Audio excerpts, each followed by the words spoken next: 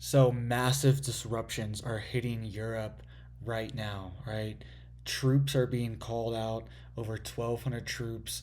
Emergency services are being suspended, and airline and railway travel is being disrupted as well. So this is a big deal, and it's also one of these things. What's happening? Why do we see every excuse possible to shut down and hinder the supply chain and the normal services that we have access to in these countries? All right, so Europe's getting hit right now by massive strikes. The UK and France are having massive strikes, massive worker protests, and they're disrupting critical services to the point where the UK has to call out 1,200 of their military personnel to operate emergency services throughout the UK. All right. So let's dive into what's going on here. France as well. France is having their airline shut down from strikes and having rail problems as well. So let's dive into what's going on here. And this could also happen in America. We've seen massive strikes, and it's just any excuse to shut down the supply chain. And I get it why people are striking. I understand people are not able to afford to live. The price of living is going up. All right, inflation is going up. It's harder and harder to survive, but people don't realize that's engineered, and then they are also being used and engineered to make the collapse even worse potentially. All right, so let's hope things get better for the workers here. All right, I want everyone to have good working conditions and be happy with their jobs. All right, everybody wants that. But at the same time, these are emergency services. You signed up to, you know, be there for an emergency like ambulances. You should be there. You should be at your job no matter what. People need your help. They shouldn't be calling out the military to do this. All right, so December strikes 1,200 troops to cover for ambulances and border force.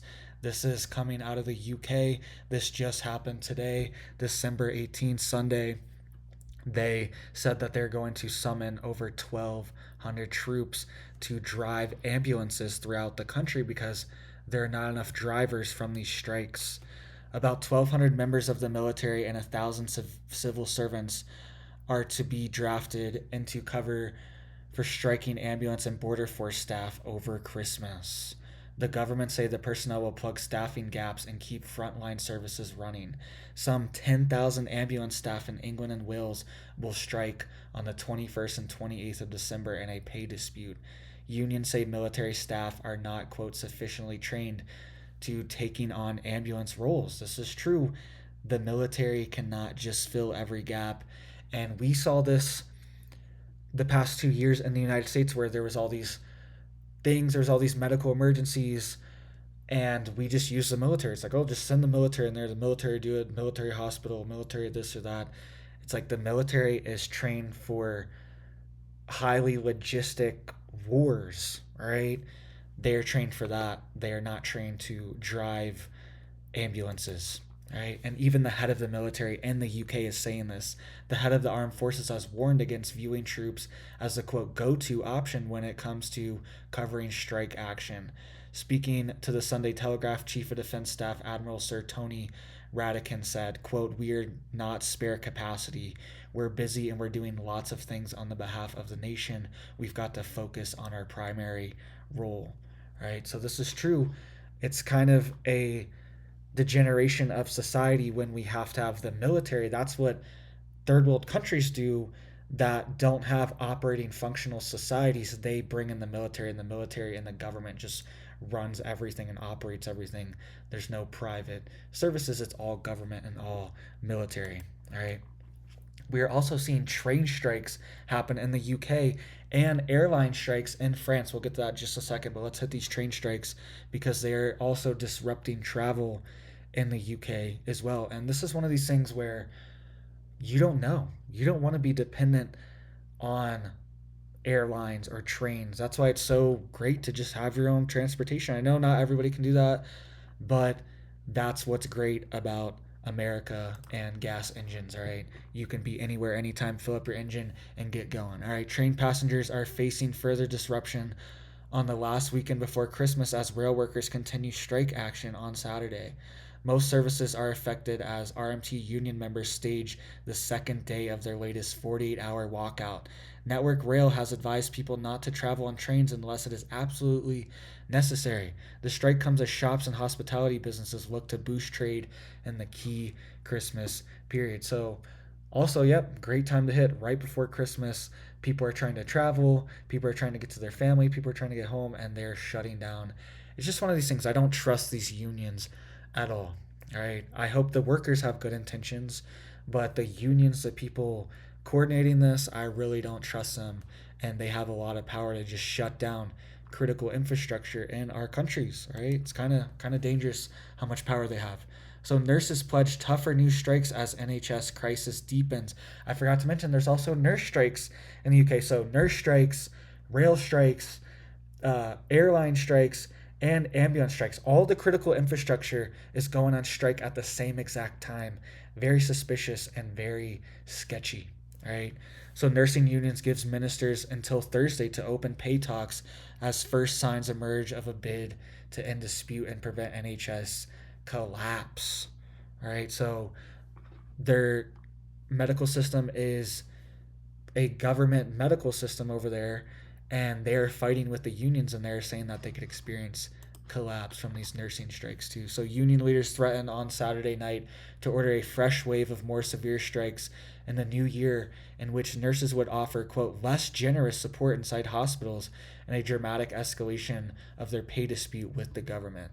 So I'm not even sure what that means. They would offer less generous support inside hospitals. So I think they're saying if they don't, they will continue to strike, and even if they're not striking, they will just not help as much. They are not going to fill the same roles unless they get paid more. The Royal College of Nursing, in a marked hardening of its line, said there would be, quote, more hospitals and more nurses taking part than at present in strikes throughout January unless ministers back down by Thursday. The RCN said it would reveal its timetable of bigger and wider disputes if ministers failed to open new talks on pay within 48 hours of a second day of planned action planned for this Tuesday. All right, so they're just threatening more strikes, more demands, and more people are going to join if they don't get an agreement. And January is right around the corner, right? So let's dive into what's also happening in France here. France travel looks set to be highly disrupted during Christmas and New Year. Disruption currently looks likely across trains and planes throughout France.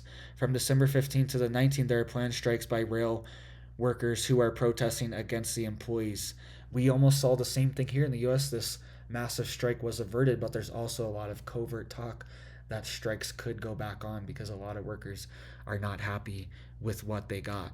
The state owned railway company SNCF for a lack of negotiation on pay terms. Both of the major rail unions are supporting the strikes in different ways.